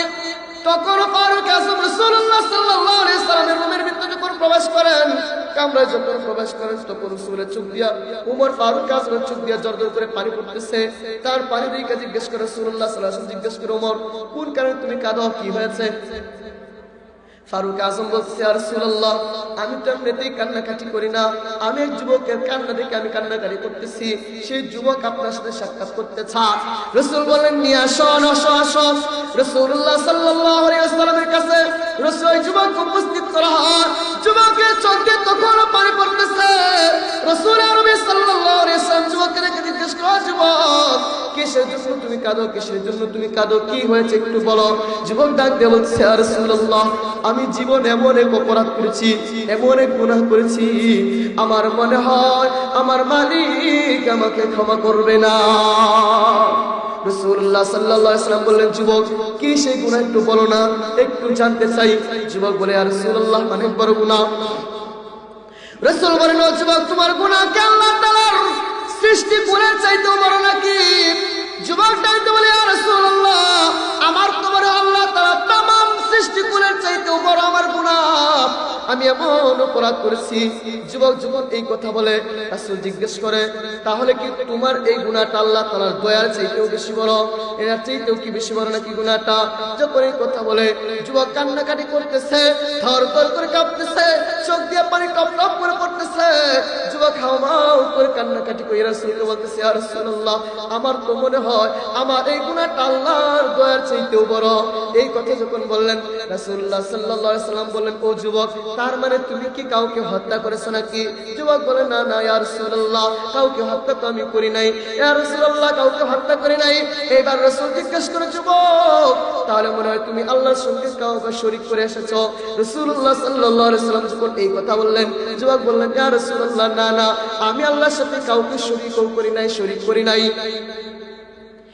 এইবার রাসূলুল্লাহ সাল্লাল্লাহু আলাইহি ওয়াসাল্লাম বলতেছে যুবক তুমি কি অপরাধ করেছো, কি অপরাধ করেছো যে অপরাধটা আল্লাহ তাআলার সৃষ্টি করার চাইতেও বড়, আল্লাহ তাআলার দয়ার চাইতেও বড়। জিজ্ঞেস করলাম হত্যা করেছো কাউকে, তুমি বললা না। আল্লাহর সঙ্গে শরীক করেছো, তুমি বললা না। ও যুবক তাহলে বলো বলো সেই অপরাধটা কি? যদি তুমি না বলো তাহলে আমি বুঝবো কি কইরা। এইবার যুবক থর থর করে কাঁপতেছে, চোখ দিয়ে পানি পড়তেছে, হাউমাউ করে কান্নাকাটি করে রাসূলকে বলতেছে ইয়া রাসূলুল্লাহ আমি হলাম একজন দুশ্চরিত্র যুবক, আমি আমার জীবিকা নির্বাহের জন্য একটা পেশা অবলম্বন করেছি, আমি আমার পরিবার পরিজনকে চালানোর জন্য একটা পেশা অবলম্বন করেছি। রাসূলুল্লাহ সাল্লাল্লাহু আলাইহি ওয়াসাল্লাম জিজ্ঞেস করলেন কি সেই পেশা? যুবক বলতেছে ইয়া রাসূলুল্লাহ যখন মদিনার অলিতে গলিতে কোন মানুষকে দাফন করা হয়, যখন মদিনার যে কোন প্রান্তে কোন মানুষকে দাফন করা হয়, এই যখনই দাফন করা হয় ওই লাশের আপনজনের চোখ পাকি দিয়া রাত্রিবেলা আমি সেই কবরস্থানে পৌঁছে যাই। কবরস্থানে পৌঁছার পর খবর করে সেখান থেকে আমি কাফনের কাপড়গুলো নিয়ে আসি, আর সেই কাপড় বিক্রি কইরা, কাফনের কাপড় বিক্রি কইরা আমি আমার পরিবার পরিজনকে চালাই। রাসূলুল্লাহ সাল্লাল্লাহু আলাইহি ওয়াসাল্লাম বললেন, যুবক তাহলে এরপর কি হয়েছে বলো? যুবক হাউমাউ করে কান্নাকাটি করতেছে, শরীরটা তরতর করে কাঁপতেছে, হাউমাউ করে কান্নাকাটি করে রাসূলকে বলে, ইয়া রাসূলুল্লাহ আজকে 3-4 দিন পূর্বের ঘটনা। কি ঘটনা? রাসূলুল্লাহ সাল্লাল্লাহু আলাইহি ওয়াসাল্লাম জিজ্ঞেস করলেন, কি ঘটনা? যুবক বলে, ইয়া রাসূলুল্লাহ মদিনার মধ্যে একজন সুন্দরী সুস্থি নারী, একজন যুবতী মৃত্যুবরণ করেছে। যুবতীকে কবরের মধ্যে দাফন করা হয়েছে। আমার কাছে যখন খবর আসলো, রাত্রেবেলা আমি সেখানে পৌঁছতাম, কবর করণ কইরা কবর থেকে মাটি করে রাত্রেবেলা আমি সেই মহিলার গা থেকে 5টি কাপড় আমি টান দিয়ে নিয়ে আসি। 5টি কাপড়ের কাপড় আমি নিয়ে যখন কবর থেকে বের হব, এই মুহূর্তে শয়তান আমার গাড়ির মধ্যে চাপলেন। শয়তান আমার গাড়ির মধ্যে বসে আমাকে ধোঁকা দেয়। কি ধোঁকা দেয়? বলতেছে, যুবক তুই 5টা কাপড় পাইয়া তুই সন্তুষ্ট হয়ে গেলি, একবার দেখবি না এই কবরের ভিতর কত সুন্দরী একটা মেয়ে আছে। শয়তান আমাকে বলতেছে, তুই 5খানা কাপড় নিয়ে চলে যাইতেছিস, অথচ একবার তাকাইয়া দেখলি না এই কবরের ভিতর সমাজ সব মদিনার সবচেয়ে সুন্দরী নারী রয়েছে। তুই যদি চাস, ইচ্ছা করলে তার সাথে খারাপ কাজে লিপ্ত হইতে পারবি। মেয়ে নিজেও বাধা দেবে না, দুনিয়ার কোনো মানুষও দেখবে না। তুই যদি চাস তাহলে এটা করতে পারবি। শয়তান যখন আমার গাড়ি চায় তাই কথা বলে, ইয়া রাসূলুল্লাহ সঙ্গে সঙ্গে আমি খারাপ কাজের মধ্যে লিপ্ত হয়ে যাই, আমি জিনার মধ্যে লিপ্ত হয়ে যাই।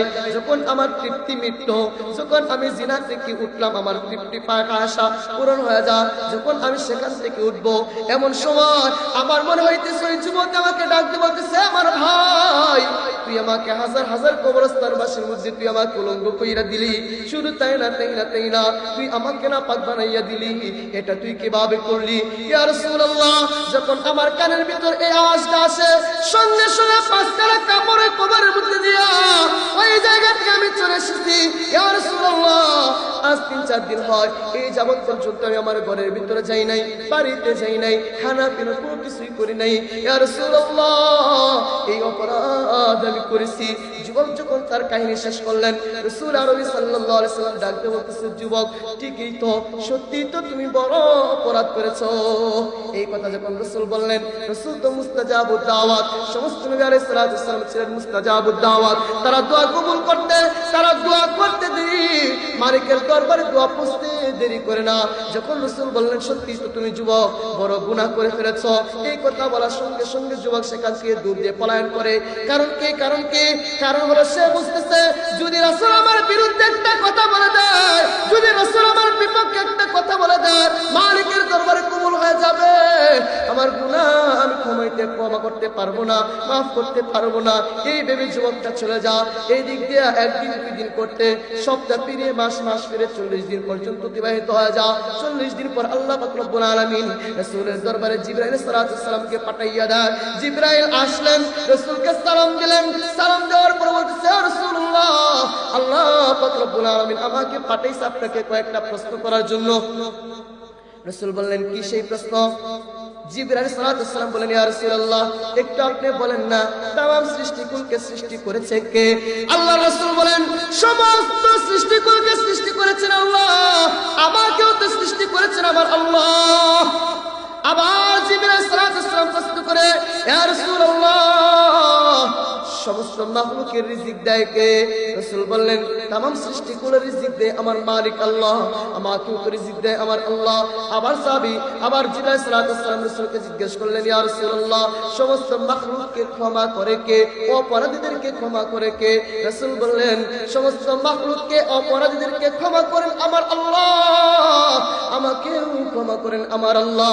এইবার জিবরাইল সালাতু সালাম বলেন, ইয়া রাসূলুল্লাহ আজ 40 দিন পূর্বে আপনার নিকট একজন যুবক এসেছিল, যেই যুবক একজন নারীর সাথে কবরস্থানে জিনা লিপ্ত হয়েছিল। ওই যুবক আপনার নিকট এসেছিল ক্ষমা প্রার্থনা করার জন্য। ওই যুবকের কোনো খোঁজ খবর আপনার নিকট আসেনি। রাসূল বললেন, না, আয়েশার কোনো খোঁজ খবর আমার কাছে নাই। জিবরাইল আলাইহিস সালাম বললেন, ইয়া রাসূলুল্লাহ, যখন আপনি বললেন যে সে তো বড় অপরাধী, এই কথা বলার সঙ্গে সঙ্গে যুবক একান্তে পলায়ন করে মদিনার সবচেয়ে উঁচু পাহাড়ের মধ্যে উঠা ওই জায়গায় উঠা মালিকের দরবারে হাত বাড়াইয়া দিয়া সেদিন থেকে আজ পর্যন্ত এখন পর্যন্ত হাউ মাউ করে কান্নাকানি করতেছে। যুবকের চোখ দিয়ে এখন পানি বের হয় না, রক্ত বের হয়। ইয়া রাসূলুল্লাহ, সে বারবার তওবা করতেছে। আপনি আপনার বড় বড় সাহাবীদেরকে তাদের নিকট পাঠাইয়া দেন, বড় বড় যে সমস্ত সাহাবী আছে তাকে তাদের নিকট পাঠান, সবাইকে তার নিকট পাঠান, আর তাকে সুসংবাদ জানাইয়া দেন আল্লাহ পাক রব্বুল আলামিন তার জীবনের সমস্ত গুনাহ মাফ করে দিয়েছে। বলেন না, এত বড় অপরাধী, এত বড় অপরাধী যে কবরস্থানের ভিতর জিনা করেছে। আপনাদের এখানে কেউ আছেন এমন অপরাধ করেছেন? আছেন? কেউ নাই। তাহলে আল্লাহ তাআলা যদি এত বড় অপরাধীদেরকে ক্ষমা করতে পারে, আমাকে আপনাকে ক্ষমা করতে পারবে না? বলেন না, আল্লাহ তাআলা ক্ষমা করতে পারবে কিনা? কাজ হলো কি? তওবা, তওবা করা। যদি আমি আপনি ওই যুবকের মতো কান্নাকাটি করে মালিকের দরবারে হাত বাড়াইতে পারি, আমি আপনি যদি মালিকের দরবারে হাত বাড়াই কান্নাকাটি করতে পারি, আমার মালিক আমাদেরকেও মাফ করে দিবে। আল্লাহ পাক রব্বুল আলামিন শুধু মাফ করবে বিষয়টা এমন না। দুনিয়ার মধ্যে দেখবেন মামলা যখন হয়, মামলার রেকর্ড, মামলা থেকে যখন কোনো ব্যক্তিকে জামিন দেওয়া হয়, জামিন দেওয়ার পরেও তার রেকর্ড থেকে যায় কিনা? থানা থেকে যায় না? কিন্তু আল্লাহ পাক রব্বুল আলামিন এমন না। আল্লাহ পাক রব্বুল আলামিন এমন না। আল্লাহ পাক রব্বুল আলামিনের দরবারে যদি কোনো ব্যক্তি কোনো অপরাধী তওবা ইস্তেগফার পাঠ করে, আল্লাহ পাক রব্বুল আলামিন তার জীবনের সমস্ত গুনাহগুলো মাফ করে দিয়া সে যে গুনাহগুলো করেছে ওই গুনাহগুলোতে নেকিতে পরিপূর্ণ করে দেয়। আল্লাহ পাক রব্বুল আলামিন বলেন, ইল্লা মান তাবা ওয়া আমানা ওয়া আমিলা সালিহান ফাউলাইকা ইউবাদদিলুল্লাহু সাইয়্যাতিহিম হাসানাত ফাউলাইকা ইউবাদদিলুল্লাহু সাইয়্যাতিহিম হাসানাত। আল্লাহ পাক রব্বুল আলামিন তার গুনাহগুলোকে সবের দ্বারা পরিপূর্ণ কইরা দেয়। তিনি হলেন মালিক আল্লাহ। কিন্তু শর্ত হলো কি করা? তওবা। সবাই বলেন তওবা করা। যদি আমরা তওবা করতে পারি, হাদিসের রাসূল বলেন, আত-তাইবু মিনাজ যামবি, তওবাকারী গুনাহ থেকে তওবাকারী কামাল্লা যামবালা, যেমন তার কোনো গুনাহ নেই। আত-তাইবু মিনাজ যামবি কামাল্লা যামবালা, গুনাহ থেকে তওবাকারী ব্যক্তির দৃষ্টান্ত যেমন তার কোনো গুনাহ নাই। তওবা করতে রাজি আছেন তো?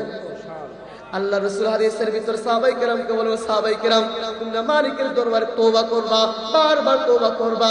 আমি রাসূল তওবা করি কতবার? আরে 10, 15, 20 বার না, আমি রাসূল নিজেও প্রতিদিন 100 বার তওবা করি। রাসূল যার জীবনের আগের পিছনের সমস্ত গুনাহ মাফ, যিনি জান্নাতি, কোনো কথা নাই, যিনি সমস্ত নবী দেব নবী, আল্লাহর রাসূল, আল্লাহ তাআলার বন্ধু, ওই বন্ধু হওয়ার পর যার জীবনে কোনো গুনাহ নেই, আগেও গুনাহ নাই, পরেও গুনাহ নেই, যেই রাসূলুল্লাহ সাল্লাল্লাহু আলাইহি সাল্লাম জান্নাতি, যেই রাসূল সর্বশ্রেষ্ঠ মাখলুক, সমস্ত ইমাম নবীদের ইমাম, সমস্ত আম্বিয়া আলাইহিস সালামের ইমাম, ওই রাসূলুল্লাহ সাল্লাল্লাহু আলাইহি সাল্লাম দিনে 100 বার তওবা করত। কিন্তু আমরা কয়বার করি? বলেন না, একবারও না। রাসূল দিনে 100 বার তওবা করতেন। এত গুনাহ, আমাদের এত গুনাহ, এত অপরাধ হওয়ার পর আমরা তওবা করতে চাই না। যদি আমরা তওবা করি তাহলে মালিক আমাদেরকে ক্ষমা করবেন কিনা? আমি আমার বয়ান শেষ দিয়ে নিয়ে যাচ্ছি, তাহলে মালিক আমাদেরকে ক্ষমা করবেন। এখন বলেন, প্রত্যেকটা জিনিসের কিছু নিয়ম শৃঙ্খলা আছে না নাই? কিছু শর্ত আছে না নাই? তওবা করারও কিছু শর্ত আছে না নাই? 1 নাম্বার মনে রাখবেন, 1 নাম্বার, যে সমস্ত গুনাহগুলো থেকে তওবা করেছি, যে সমস্ত গুনাহগুলো থেকে, সবাই বলেন, যে সমস্ত গুনাহগুলো থেকে তওবা করেছি, যে সমস্ত গুনাহগুলো থেকে তওবা করেছি, সেইগুলো থেকে তাৎক্ষণিক বিরত থাকা। এতদিন পর্যন্ত ঘুষ খেয়েছি, এখন তওবা করেছি, আর ঘুষ খাবো না। সাবধান তাৎক্ষণিক বিরত থাকতে হবে, আর ঘুষ খাওয়া যাবে না। এতিমের মাল আত্মসাৎ করেছে, আর আত্মসাৎ করা যাবে না। যে তুমি তওবা করছে, আর আত্মসাৎ করা যাবে না। যুবক ভাইরা, দাড়িতে 2 দিন পর্যন্ত ব্লেড লাগাইছি, আজকে তওবা করলাম, আর কোনদিন দাড়ি কাটবো না। এইভাবে দৃঢ় সংকল্প। 1 নাম্বার তাৎক্ষণিক বিরত থাকতে হবে। 1 নাম্বার যে সমস্ত গুনাহ থেকে তওবা করেছি সেই গুনাহগুলো থেকে তাৎক্ষণিক বিরত থাকা 1 নাম্বার এটা।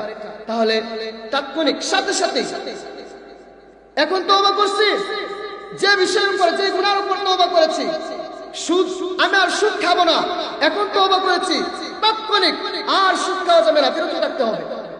নামাজ ছেড়ে দিয়েছি, তাৎক্ষণিক বিরত থাকতে হবে, আর নামাজ ছাড়বো না। 1 নাম্বার হলো যে সমস্ত গুনাহ করেছি সেই সমস্ত গুনাহ থেকে তাৎক্ষণিক বিরত থাকা। 2 নাম্বার যে সমস্ত গুনাহ করেছি সেইগুলোর উপর অনুতপ্ত হওয়া, অনুশোচনা করা। ও মালিক, এতদিন পর্যন্ত গুনাহ করেছি, ও মালিক এতদিন পর্যন্ত নামাজ ছেড়ে দিয়েছি, এতদিন পর্যন্ত বিভিন্ন ভাষা কাজের মধ্যে লিপ্ত হয়েছি, দাড়ির মধ্যে ব্রেক লাগিয়েছি, ও মালিক পর্দা পুষ্টা ছেড়ে দিয়েছি, এইগুলোর উপর অনুতপ্ত হওয়া। মাওলা, এইগুলো তো আমি ভুল করছি, মাওলা তুমি আমাকে ক্ষমা কইরা দাও, এইগুলো তোমার ভুল হয়ে গেছে, আর করবো না করবো না করবো না। যেগুলো করছি এইগুলোর উপর অনুতপ্ত হওয়া, অনুশোচনা করা, মালিকের দরবার রাখতে বেলা মালিকের দরবার হাজির দিয়া সাজদায় পইরা মালিককে বলা, মালিক জীবনে গুনাহ করেছি আর করবো না, এখন দেখি তো করছি আর করবো না, এগুলো করবো না, বিরত থাকা, ওইগুলোর উপর অনুশোচনা হওয়া। মালিক যেগুলো করছি তো ভুল হয়ে গেছে, আমার দ্বারা হয়ে গেছে, এইরকম অনুশোচনা হওয়া। 1 নাম্বার হলো যে গুনাহগুলো দিয়ে তওবা করেছি সেই গুনাহ থেকে তাৎক্ষণিক বিরত থাকা। 2 নাম্বার যে গুনাহগুলো থেকে তওবা করেছি, যে গুনাহগুলো পূর্বে করেছি সেই গুনাহের উপর অনুতপ্ত হওয়া, অনুশোচনা হওয়া। 3 নাম্বার যে গুনাহগুলো থেকে আমরা তওবা করেছি সেই গুনাহগুলো আর করব না, দৃঢ় সংকল্প করা। 3 নাম্বার কি বললাম? যে গুনাহগুলো করেছি, যে গুনাহগুলো করেছি দৃঢ় প্রতিজ্ঞা করা, জীবন চলে যাক আর সেই গুনাহে লিপ্ত হব না, জীবন চলে যাক আর নামাজ ছাড়বো না, জীবন চলে যাক আর রোজা ছাড়বো না, এভাবে দৃঢ় সংকল্প করা। তাহলে 3 নাম্বার গেল। 4 নাম্বার হলো যাদের উপর জুলুম করেছি। একটু আলোচনা শুনেন। যাদের উপর, সবাই বলেন, যাদের উপর জুলুম করেছি তাদের প্রাপ্য ফিরিয়ে দেওয়া অথবা তাদের কাছ থেকে ক্ষমা চেয়ে নেওয়া। এই জায়গায় 2টা বিষয়। একটা হলো হুকুকুল্লাহ, আল্লাহ তাআলার সাথে সম্পৃক্ত আল্লাহর হক, যেমন নামাজ, রোজা, হজ, যাকাত, ইসলামী শরিয়ত আমাদেরকে যে সমস্ত বিধিবিধানগুলো বলে আর কি। এখন কোনো ব্যক্তি যদি নামাজ ছেড়ে দেয়, রোজা ছেড়ে দেয়, হজ, যাকাত এইগুলো ছেড়ে দেয়, আর সে যদি মৃত্যুর আগে আল্লাহ তাআলার নিকট কমপ্লিট তওবা করতে পারে, আল্লাহ তাআলার কাছে মাফ চায়, তাহলে কাল কিয়ামতের ময়দানে আল্লাহ তাআলা তাকে ক্ষমা করে দিতে পারে। তবে যদি সেটা হুকুকুল্লাহ না হয়, হুকুকুল ইবাদ হয়, বান্দার হক হয়, বান্দার হক হয়, তাহলে কি করতে হবে? এই জায়গায় যদি হুকুকুল ইবাদ বান্দার হক হয়, তাহলে তার যে প্রাপ্য রয়েছে, কথার কথা আমি একজনের গাছ থেকে একটা ডাব চুরি করেছি, খেয়ে ফেলেছি, এখন তার প্রাপ্য হলো তার ডাব ফিরিয়ে দেওয়া। 4 নাম্বার শর্ত হলো এই প্রাপ্য তাকে ফিরিয়ে দিতে হবে। তবে হ্যাঁ, যদি আমি ফিরিয়ে দিতে না পারি, তার কাছে যাইবো, গিয়ে বলবো, ভাই আমি তো তোমার গাছ থেকে একটা ডাব নিয়েছিলাম, ভুল হয়ে গেছে ভাই, মাফ করে দাও, ক্ষমা চেয়ে নাও। যদি ক্ষমা করে তাহলে কাজ হবে। তাহলে 4 নাম্বার হলো যাদের উপর জুলুম করেছি তাদের প্রাপ্য ফিরিয়ে দেওয়া অথবা তাদের কাছে ক্ষমা চেয়ে নেওয়া, ক্ষমা চেয়ে নেওয়া। যদি হুকুকুল ইবাদ হয় তাহলে অবশ্যই তাদের কাছে ক্ষমা চাইতে হবে এবং তাদের কাছে ক্ষমা চেয়ে তাদের প্রাপ্য ফিরিয়ে দিতে হবে। আপনারা জানেন একটা হাদিস আছে, রাসূল আরবি সাল্লাল্লাহু আলাইহি সাল্লাম একদিন সাহাবায়ে কেরামকে বলতেছে, ও আমার সাহাবায়ে কেরামেরা শুনো, কাল কিয়ামতের ময়দানে সবচেয়ে ধনী ব্যক্তি কি হবে জানো নাকি? কে ধনী হবে? কে ধনী হবে? ধনী হবে সবচেয়ে গরিব হবে কে জানো নাকি? সবচেয়ে গরিব কোন ব্যক্তি? সাহাবায়ে কেরামকে রাসূলুল্লাহ সাল্লাল্লাহু আলাইহি ওয়াসাল্লাম বলে, আমার সাহাবায়ে কেরাম, কাল কিয়ামতের ময়দানে একদল মানুষ এমন ভাবে উপস্থিত হবে যারা হজের নেকি নিয়ে উঠবে, নামাজের নেকি নিয়ে উঠবে, যাকাতের নেকি নিয়ে উঠবে, রোজার নেকি নিয়ে উঠবে, বিভিন্ন দান সদকা এইগুলো নেকি নিয়ে উঠবে। কাল কিয়ামতের ময়দানে তারা এইগুলো নিয়ে উঠবে। উঠার পর সে শুধু অপেক্ষায় থাকবে, রব্বে কামত যখন আমাকে হুকুম করবে আমি জান্নাতের ভিতর পৌঁছে যাব, এরকম অপেক্ষা করতে থাকবে আর মনে মনে খুব খুশি হইবে, হা হা হা আমি তো জান্নাতে অবশ্যই যাব, জান্নাতে অবশ্যই পৌঁছবো, আমি তো আমল নিয়ে আসছি, এরকম খুশি হইতে থাকবে। খুশি হওয়ার পর মালিক রব্বুল আলামিন তাকে জান্নাত দিবে, জান্নাতের ভিতর প্রবেশ করাইবে। এমন একটা মুহূর্তে কিছু মানুষ দৌড়ে আসবে, এসে বলবে রব্বে কাবা। তাকে জান্নাত দেওয়ার আগে তার সাথে একটু হিসাব নিকাশ আছে। আল্লাহ বলবেন কিসের হিসাব নিকাশ? তারা বলবে মাওলিক তার সাথে আমাদের কি হিসাব নিকাশ আছে? কি হিসাব নিকাশ? তারা বলবে মাওলা দুনিয়াতে আমরা ছিলাম মাজলুম, তারা ছিল শক্তিশালী, তারা ছিল জালিম, তাদের ক্ষমতাও ছিল বেশি, তাদের অস্ত্র ছিল বেশি, শক্তিও ছিল বেশি। দুনিয়াতে তাদের শক্তি থাকার কারণে ও মালিক আমাদের উপর যখন জুলুম করতো, আমাদের উপর যখন বিভিন্ন কাজের উপর চাপ দিত, আমাদের উপর যখন আমাদের প্রাপ্যগুলো নিয়ে যেত, তখন আমরা কিছুই বলতে পারতাম না, কারণ সে হলো শক্তিশালী। সে শক্তিশালী থাকার কারণে যখন আমরা তার কাছে যাইতাম আমাদের প্রাপ্যগুলো ফিরে দেওয়ার ব্যাপারে কথা বলতে, সে প্রাপ্য ফিরে দিত না, বরং সে আমাদের উপর অত্যাচার করতো। তার অত্যাচারের ভয়ে আমরা যাইতাম না। ও মালিক আমাদের সেই প্রাপ্যগুলো এখন চাই। কাল কিয়ামতের ময়দানে ওই ব্যক্তি বলবে আল্লাহ দুনিয়াতে তো আমার অর্থ সম্পদ ছিল, সে যদি তার অধিকার প্রাপ্য চাইতো তাহলে আমরা তাকে ফিরাইয়া দিতাম, আমি তাকে ফিরাইয়া দিতাম, কিন্তু এই কাল কিয়ামতের ময়দানে আমার তো সম্পদ নাই, অর্থ সম্পদ কোনো কিছুই নাই, এখন সে চাইলেই তো আমি ফিরা দিতে পারবো না। ওই মাজলুম ব্যক্তি ডাক দিয়ে বলবে আল্লাহ কাল কিয়ামতের ময়দান, এই ময়দান আমার সম্পদের দরকার নাই, অর্থের প্রয়োজন নাই, ও মালিক কার আমার দরকার হলো আমলের নেকির দরকার। তার কাছে নেকি রয়েছে, দুনিয়ার ওই প্রাপ্তের পরিবর্তে আমাকে নেকি দাও, নেকি দাও। আল্লাহ পাক রব্বুল আলামিন তার আমলনামা থেকে ওই মাজলুম ব্যক্তিকে তার নেকিগুলো দিতে থাকবে। মাজলুম ব্যক্তি নেকি নিয়ে যাইবে, এইভাবে আরো মাজলুম ব্যক্তি আসবে। জালিম যত বড় টপ লেভেলের হয় সে তত বড় মানুষের উপর তত বেশি জুলুম করে, তো জালিম তো টপ লেভেলের জালিম, অনেক মানুষ প্রাপ্য অধিকার চাইবে। একের পর এক মানুষগুলো আসতে থাকবে আর বলতে থাকবে আমাদের প্রাপ্য অধিকার ফিরাই দাও, ফিরাইয়া দাও। ওই ব্যক্তির যত নেকি রয়েছে সমস্ত নেকিগুলো মানুষদেরকে দিয়ে দিবে। সমস্ত নেকি নেওয়ার পরও কিছু মানুষ বাকি থাকবে, ওই সমস্ত মানুষরা বলবে মালিক আমাদের প্রাপ্য তার কাছে ফিরাইয়া দাও। ওই ব্যক্তি বলবে মালিক আমার তো যত নেকি ছিল সব দিয়ে দিছে, এখন কি করব? তারপর আল্লাহ পাক রব্বুল আলামিন বলবেন ঠিক আছে সমস্যা নাই, আল্লাহ তো সেদিন বিচারকের আসনে আসীন হবেন, কারো প্রতি জুলুম করবেন না। ওয়ালা ইয়াজলিম রাব্বুকা আহাদা, আপনার রব কারো প্রতি জুলুম করবেন না, সঠিক মাপে সবকিছু দিবে। কি করবে কি করবে? তখন বলবে ওই মাজলুম ব্যক্তিরা বলবে মালিক যে নেকি যেহেতু নাই আমাদের গুনাহগুলো তার কাছে চাপাইয়া দাও। মাজলুমের গুনাহগুলো এই ব্যক্তির উপর চাপাইয়া দিয়া যে ব্যক্তি জান্নাতে যাওয়ার কথা ছিল আল্লাহ পাক রব্বুল আলামিন তাকে গার্দাকে দিয়ে জাহান্নামে দিয়ে দিবে, জাহান্নামে দিয়ে দিবে। শুধু মানুষের অধিকার হক এইগুলো আদায় না করার কারণে। তাহলে বললাম 4 নম্বর কি বললাম? যাদের উপর জুলুম করেছি অথবা যাদের উপর জুলুম করেছি তাদের প্রাপ্য ফিরিয়ে দেওয়া অথবা তাদের কাছে ক্ষমা চেয়ে নেওয়া। আরেকটা আছে হুজুর শেষ করে আরেকটা হলো 5 নম্বর তওবা কবুলের সময় তওবা করা। বলেন কি বললাম? তওবা কবুলের সময়। এখন বলবেন হুজুর তওবা কবুলের সময় কোনটা? আল্লাহ রাসূল আল্লাহ পাক রব্বুল আলামিন বলেন তওবা কবুলের কিছু সময় রয়েছে, যেমন হাদিসের মধ্যে পাওয়া যায় হাত্তা তাতলু আশ-শামসু মিন মাগরিবিহা, এই হাদিসের মধ্যে সূর্য উদিত হওয়ার আগ পর্যন্ত, অর্থাৎ পশ্চিম দিগন্তে সূর্য উদিত হওয়ার আগ পর্যন্ত তওবা কবুল, যদি কেউ তওবা করে তার তওবা কবুল হবে। কিন্তু হাদিসের ভিতর আর কোরআন কারীমের ভিতর পাওয়া যায় যে যখন তার মৃত্যুর সময় হয়ে যায়, যখন তার মৃত্যুর সময় হয়ে যায়, সাকরাত শুরু হয়ে যায়, তখন সে বলবে যে ক্বালা ইন্নী তুবতুল আন, এখন তো আমি তওবা করছি।